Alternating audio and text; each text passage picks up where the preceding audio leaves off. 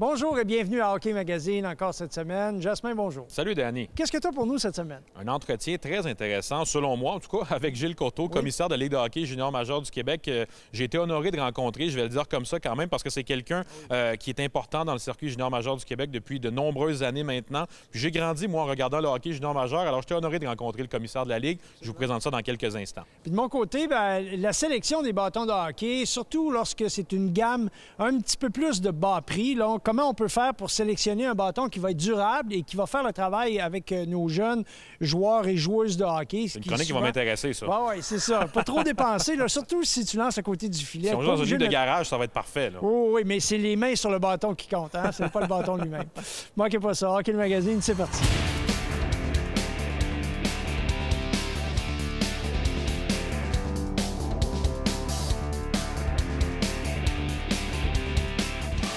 Hockey, le magazine vous est présenté par le Trio Hockey, l'ultime méga magasin de hockey.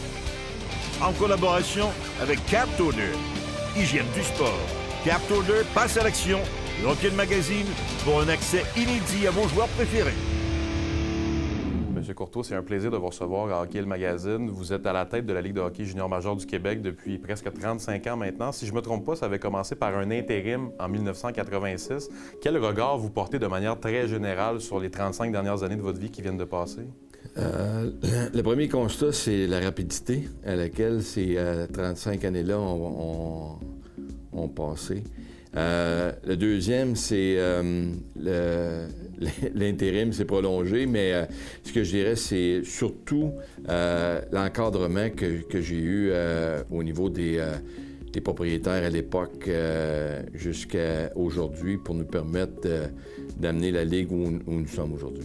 Votre Ligue représente le sommet de la pyramide au Québec. C'est le rêve d'un paquet de jeunes joueurs de hockey au Québec. Vous avez un excellent lien avec tous les niveaux inférieurs comme le Midget 3 et le réseau scolaire qui s'est développé dans les dernières années. Parlez-moi un peu de ce lien-là et de le sommet de la pyramide que vous représentez pour le hockey au Québec. Mais je pense que pour nous autres, de s'être maintenus comme étant la Ligue de développement, même si au fil de nos 52 ans d'opération comme Ligue, on a eu à faire des ajustements majeurs pour maintenir ce standard-là. Ce qui nous a permis de faire ça, c'est la passion de nos propriétaires, la qualité de nos dirigeants des équipes, mais également la relation qu'on a développée tout au long de ces années-là avec Hockey Québec, avec la Ligue Midget 3, avec même niveau avec les provinces maritimes. On a établi une très bonne relation. On a collaboré avec ces différents organismes-là pour mettre le développement du joueur en primeur puis de s'assurer d'avoir les meilleurs joueurs qui jouaient dans notre ligue. Je ne crois pas me tromper en me disant qu'également, une des grandes fiertés de cette ligue-là, c'est le côté scolaire, c'est la formation d'un être humain davantage qu'un joueur de hockey aussi. C'est une de vos priorités à la tête de cette ligue-là, puis je pense que ça a été un grand succès au fil des 35 dernières années. Oui, effectivement, il fallait faire en sorte à ce que nos joueurs puissent bien allier études et hockey. Il fallait que nos propriétaires embarquent dans ce projet-là. C'est certain qu'au début, ça n'a pas été facile parce qu'on ne se le cachera pas. C'était pas une mentalité qui était déjà acquise. Il y a des ligues qui nous ont forcés à s'ajuster. Je pense entre autres à la Ligue collégiale 3 nous a amenés à faire des ajustements. Mais quand on a intégré le volet scolaire à notre structure de ligue avec tout ce qui découlait de ça, ça a été très positif pour aujourd'hui, mais on verse plus de 1,4 million de dollars par année en bourse d'études. Donc, c'est bon signe sur l'évolution de notre ligue au niveau scolaire. Si on se tourne maintenant sur 2020 et vers le futur, je pense que dans les dernières années, la Ligue de hockey junior majeur du Québec a réussi un virage numérique important en amenant tous ces matchs disponibles sur le web pour n'importe qui veut les regarder. C'est quoi les grands défis maintenant par rapport au côté technologique et vers quoi on s'en va pour la suite? Dans le moment, c'est toujours regarder qu'est-ce que l'on peut faire pour améliorer la présentation de nos matchs sur le web puis les rendre encore plus intéressants et accueillants pour les amateurs qui suivent les activités de la Ligue junior majeure du Québec. Dans une période de temps, je vous dirais court et moyen terme, il faut qu'on rende nos matchs plus interactifs, il faut qu'on regarde ça. Mais pour le moment, notre priorité, c'est de s'assurer d'être sur une base solide avec la qualité de la diffusion, puis par la suite, on développera le contenu de notre programme en conséquence de ça. M. Courteau, je ne sais pas si je dois vous souhaiter 35 autres années à la présidence de la Ligue, mais dans tous les cas, félicitations pour ce que vous avez fait au fil des 35 dernières années. Merci d'avoir été avec nous aujourd'hui. Ça fait plaisir. Cette semaine, pour notre quiz de la semaine, on parle de Brett Hull et de son père également, Bobby Hull, puisqu'il y a 31 ans aujourd'hui, Brett Hull réussissait à marquer 50 buts en une saison et il rejoignait à ce moment son père, Bobby, dans le club select des joueurs qui ont réussi cet exploit-là. Danny, est-ce qu'on pourrait choisir entre les deux, entre Brett et Bobby, lequel t'as trouvé le plus impressionnant, toi? Ben, moi, écoute, c'est sûr que c'est deux époques différentes, mais Brett Hull était vraiment spectaculaire. C'est un joueur qui marquait des buts de toutes les façons qu'on peut s'imaginer. Mais en même temps, c'est un enfant terrible. Et moi, ce que j'aimais de Brett Hull, c'était l'écouter parler de la défensive. Il lui disait constamment... On me paye pour marquer des buts, pas pour jouer défensif. Alors, lorsqu'il était sur la patinoire, il exaspérait ses entraîneurs. C'était aussi un joueur qui n'était pas reconnu pour son ardeur au travail à l'extérieur de la patinoire. Mais avec les années, il a raffiné quand même son éthique de travail, ce qui lui a permis d'avoir une longue carrière et surtout une carrière très prolifique sur le plan offensif. On se demande donc cette semaine à notre quiz de la semaine, quel âge avait Brett Hull lorsqu'il a accompli l'exploit de marquer 50 buts en une saison le 6 février 1990? Est-ce A, 29 ans, B, 27 ans ou C, 25 ans? La réponse après la pause.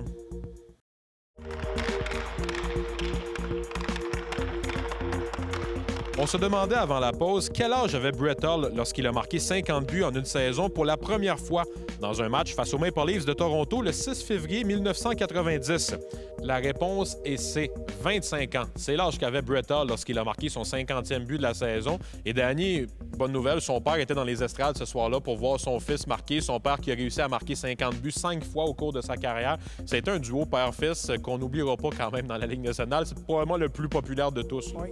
Et tu sais, les deux c'était des personnalités particulières. Et Bobby Hull, lui, c'était son fait d'arme, c'est d'avoir lui-même courbé sa palette au départ pour avoir un tir qui était plus foudroyant. Par la suite, on a vu apparaître la palette courbée de façon systématique, mais au départ, là, c'était un visionnaire d'arriver et de courber sa palette et d'avoir... Il s'est rendu compte très rapidement qu'il y avait beaucoup plus de vélocité dans son tir en ayant une palette qui avait une courbe à l'intérieur. Un beau brevet d'invention pour Brett Hull. Il n'a pas été payé pour ça. Merci beaucoup, Danny.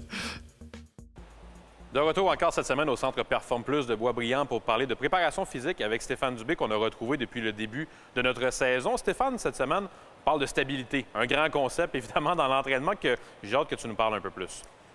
C'est un terme qui est souvent utilisé, puis c'est drôle parce que les gens vont parler de stabilité, puis bien souvent, quand tu regardes les plans d'entraînement, il n'y a absolument rien dans le programme qui cherche à développer cette qualité-là, puis qui est essentielle. Est-ce que c'est difficile à incorporer dans un plan d'entraînement? Non, mais souvent, les gens en mettent tout simplement pas assez ou une fois par semaine. C'est quelque chose qui doit se travailler de façon pratiquement quotidienne. On a travaillé au courant de la saison sur les mouvements unilatéraux, le développement de la force, on a travaillé sur tous ces concepts-là, mais c'est important d'incorporer de la stabilité. Moi, je compare tout le temps la stabilité comme étant une suspension sur une voiture. Si tu prends un moteur de Ferrari et tu mets ça dans une Honda Civic, tu ne pourras pas maximiser la force et la puissance du moteur. Pourquoi? Parce que la voiture ne tiendra pas le coup. L'image est claire. C'est la même chose avec le corps humain. Tu as beau être fort en squat, tu as beau être fort sur tout ce que tu fais en gymnase, si tu n'as pas de stabilité, tu ne pourras jamais maximiser et être optimal dans ta puissance sur la glace. Cette semaine, tu nous as préparé des exercices, plusieurs exercices qui vont monter en puissance un peu, qui ne sont pas tous au même degré de difficulté, mais qui travaillent le même genre de choses quand même. Effectivement. On va avoir un premier exercice qui va travailler la stabilité à 2 jambes. On va avoir plusieurs progressions qui va pouvoir être bon pour les débutants, puis le joueur professionnel va être challengé aussi. Et par la suite, on a parlé beaucoup du mouvement unilatéral, mais on va travailler de la stabilité unilatérale aussi. On va aller voir ça à l'instant. Comme premier niveau pour les squats en instabilité, on va se servir du bas support. Pourquoi c'est le premier niveau? Si on regarde la portion d'instabilité, c'est très grand.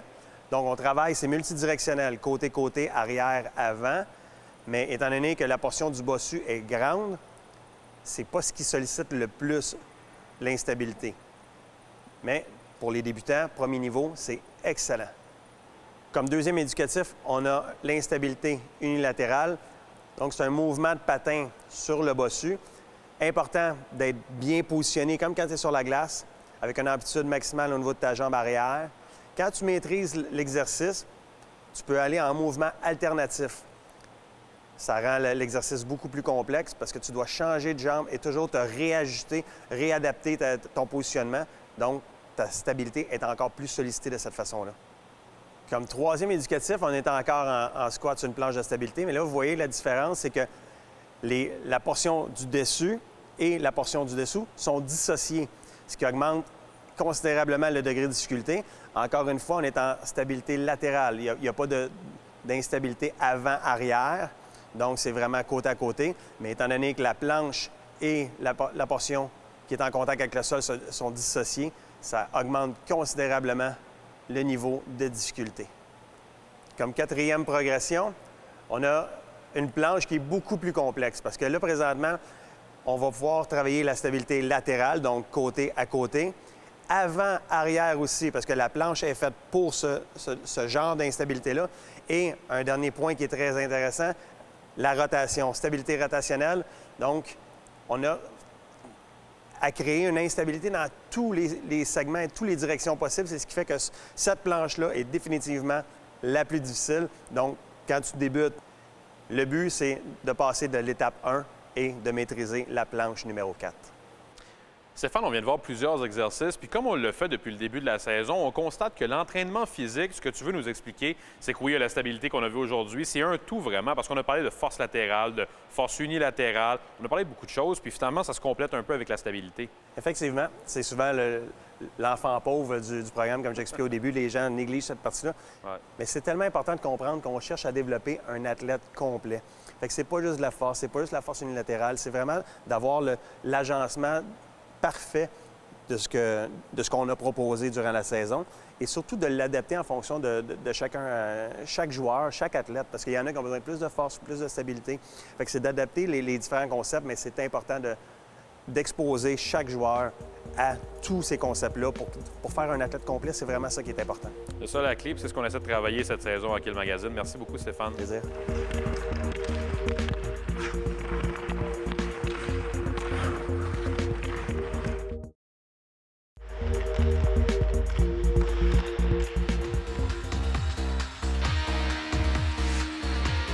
Cette chronique équipement vous est présentée par le Trio Hockey, Sport Rousseau, Hockey Expert et l'entrepôt du hockey. Bienvenue cette semaine à notre chronique sur l'équipement et on passe du temps sur les bâtons, mais vraiment les bâtons de haut gamme, Eric. Oui, exactement. On a plusieurs nouveautés qui sont quand même très intéressantes à discuter cette semaine. Dis-moi, tu as un bâton d'un joueur que j'aime beaucoup. Oui, le certain numéro 87, je crois. Oui, je l'ai vu marquer des buts pas mal spectaculaires. Puis plus souvent qu'autrement, ces buts-là sont très, très près du filet. C'est un joueur dynamique, courageux, tellement tenace. Puis ce bâton-là, ça le représente bien. Exactement. C'est le Ripcord Trigger 5 Pro de CCM qui est vraiment la dernière nouveauté, la Cadillac, si on peut dire, des bâtons chez CCM, qui est le modèle utilisé par Crosby. Donc, un point de flexion bas. Comme tu disais, alentour du filet, ça fait de la magie. Oui, flexion. Donc, le point de flexion plus bas. Donc, ça veut dire que ça décoche beaucoup plus rapidement. Pas besoin d'avoir un élan aussi prononcé. Souvent, le flex est plus haut. Donc, ça veut dire que tu touches la glace. Puis, donc, un mouvement complet, quand tu es près du filet, il faut que tu ailles plus vite. Donc, c'est une des raisons. Tu décoches plus rapide. Ça a comme un effet catapulte. Donc, plusieurs buts garantis avec un Ripcord 5. Je remarque aussi qu'il y a une encavure dans le bâton. C'est un peu spécial. Oui, exact. Le Ripcord qui existe depuis plusieurs années. Au début, il y avait plusieurs petites encavures, puis ils ont évolué, ils ont fait de la recherche et développement pour maximiser les performances. Donc, l'effet catapulte, comme je disais, avec le point de flexion bas dans celui-ci, est vraiment formidable et est amélioré de la génération précédente. Ce qui me fascine toujours, il y a aussi toute la question de l'adhésion. On voit qu'il y a une adhésion particulière, encore une fois. On met beaucoup l'accent là-dessus. Mais ce qui me fascine, c'est que d'un bâton à l'autre, les technologies sont complètement différentes. Pourtant, la même compagnie, là, le bâton est arrondi en bas. Oui, exact. C'est un petit peu différent. Selon la ligne de bâton, Jet Speed, Tax ou Ripcord, le profil va varier. Donc, dans ce cas-ci, c'est un bâton qui est le Jet Speed Team pour équipe. Donc, un bâton un petit peu moins cher, très durable, qui est très populaire avec les équipes élites. Comme le midget 3, par exemple. Exactement. Dans le midget 3, la plupart des joueurs vont utiliser ce bâton-là, pardon. Même chez les pros, il y a beaucoup de joueurs qui vont utiliser une construction un petit peu plus pesante, avec un graphique de bâton haut de gamme qui va vraiment ressembler à une construction comme celle-ci. Avec un point de flex qui est plus haut un peu. Exactement. Le jet speed a un point de flexion plus haut. Donc l'effet catapulte est un petit peu moins prononcé que celui-là, mais quand même, il y a beaucoup de performances. C'est plus standard dans le fond. C'est un bâton qui est utilisé un petit peu plus attaquant, défenseur, tout ça, c'est un petit peu plus standard. Exactement. OK. Et le dernier, c'est ton bâton, ça?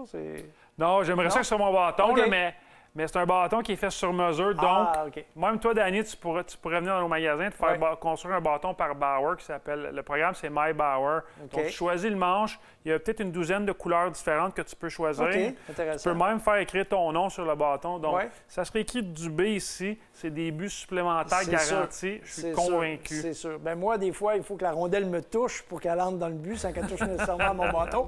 Mais s'il y a un peu de magie dans le bâton, pourquoi pas? Alors, merci beaucoup, Éric. Et la semaine prochaine, on se revoit pour parler de patin.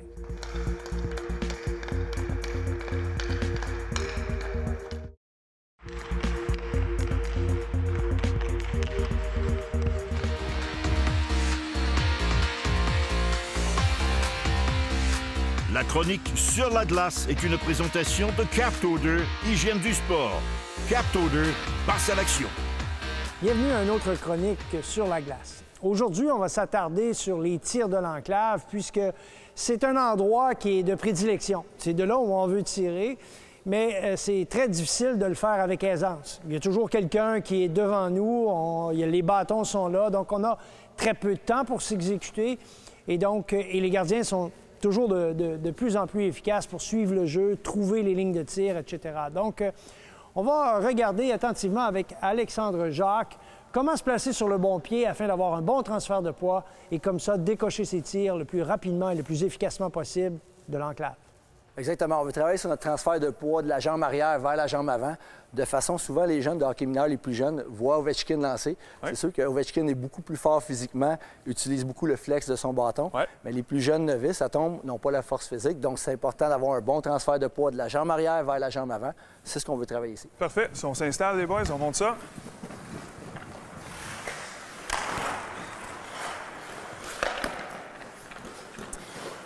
Ici, ce qu'on veut travailler, dans le fond, c'est justement transférer de la jambe arrière vers la jambe avant. On voit que c'est un défi pour les jeunes encore ici.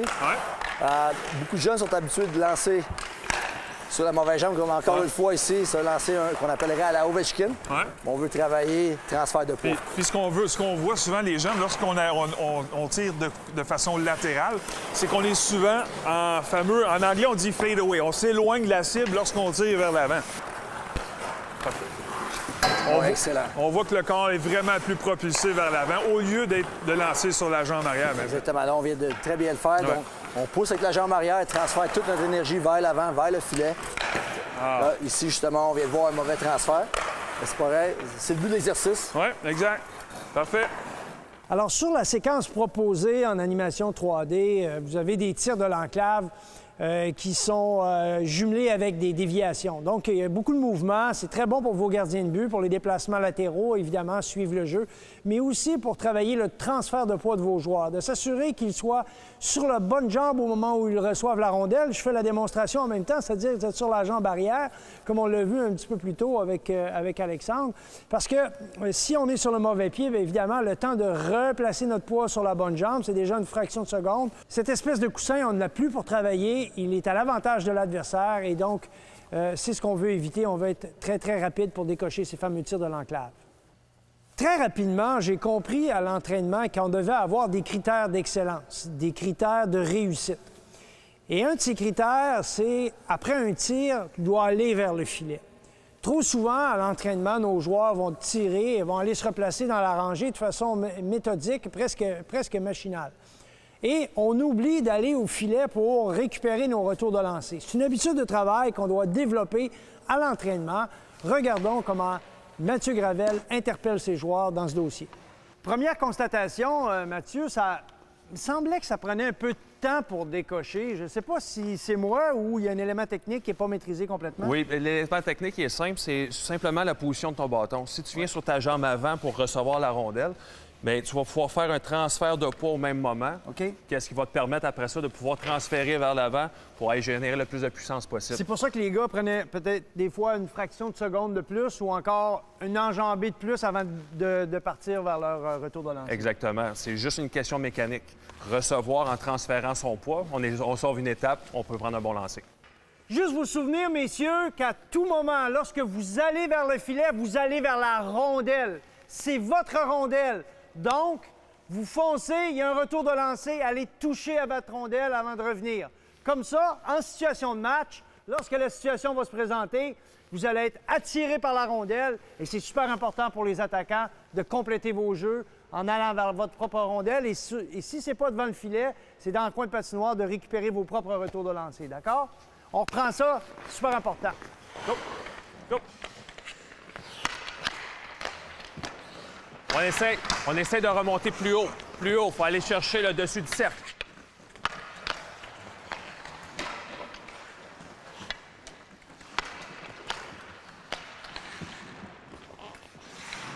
Alors, sur la séquence que l'on vous suggère en animation 3D, il y a une rondelle qui est lancée le long de la rampe et après la récupération à la ligne bleue, c'est une attaque à 3 contre 0. Mais ce qu'on cherche à faire, c'est d'inciter le joueur qui a décoché le tir, après le premier tir, d'aller vers le gardien de but.